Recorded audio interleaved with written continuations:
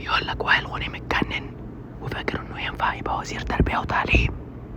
بيقول لك وائل غنيم اتجنن وفاكر انه ينفع يبقى وزير تربية وتعليم.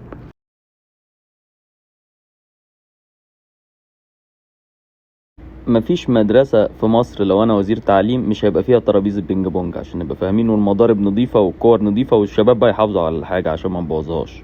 ترابيزتين 3 4 متهيألي 5 ترابيزات بينج بونج كده، تك تك تك تك.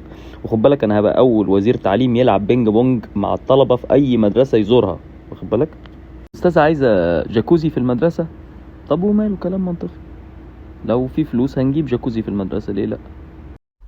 يلا قوم ذاكر وبطل مرقعة، يلا قوم ذاكر وبطل مرقعة، يلا قوم ذاكر وبطل مرقعة، يلا قوم ذاكر وبطل مرقعة.